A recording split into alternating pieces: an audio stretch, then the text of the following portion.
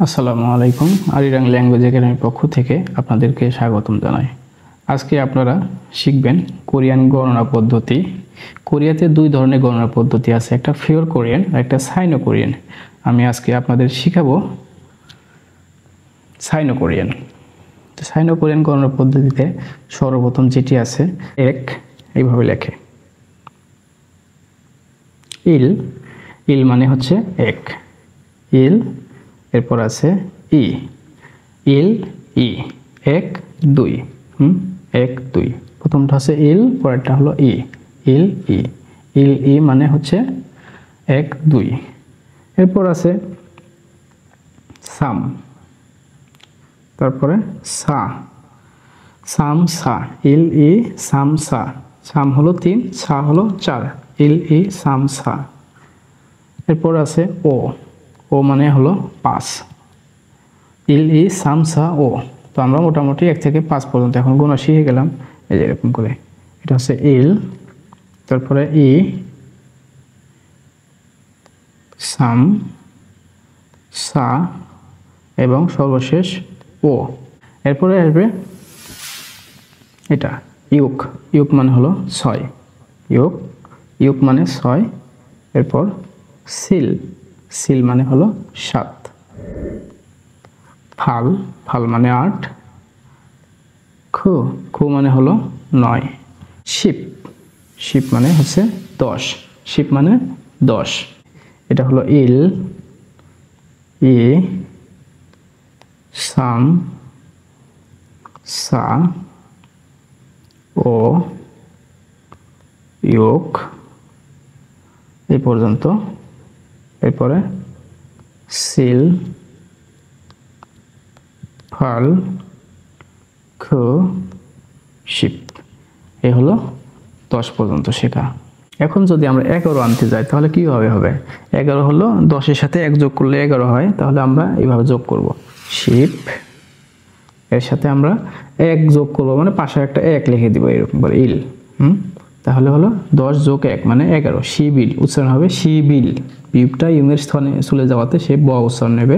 শিবিল মানে হলো 1, কি হলো 11, তাহলে শিবিল মানে 11।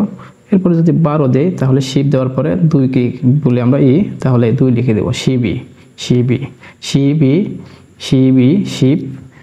তারপরে আমরা যদি সাম দেই 13, এখন 13 যদি লিখতে যাই তাহলে আমাদের হচ্ছে এইভাবে শিব, এরপরে দেব হচ্ছে এরকম শিবসাম মানে 13, শিবসাম মানে 13। এইভাবে 14 হলো শিবসা, শিব ও, শিব ফাল এবং 19 হলো শিবখু। কিন্তু যদি আমি 20-এ যাই তাহলে কি হবে?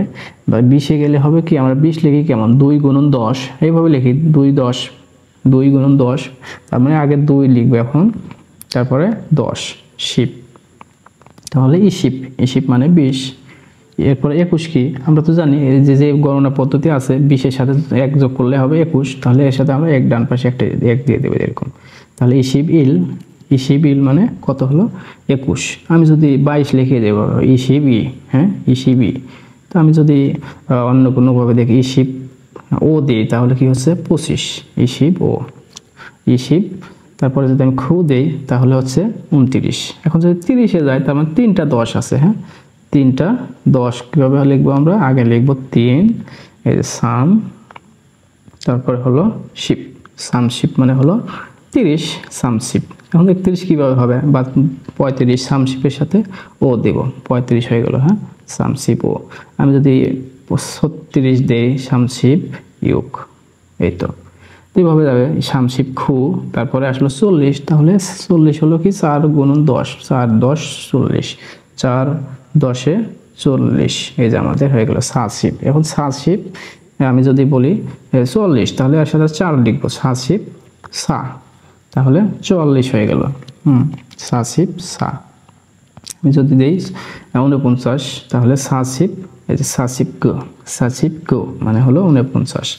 তারপরে যদি 50 লিখি তাহলে কীভাবে হবে? 5 10-এ 50, তাহলে 5 হলো ও, আর 10 হচ্ছে শিপ, ও শিপ মানে হলো 50, ও শিপ মানে 50। এখন ও শিপের সাথে যদি আমরা 50-এর সাথে 8 দিই তাহলে ও শিপ ফাল, ও শিপ ফাল মানে 58, 58। এইভাবে যাবে।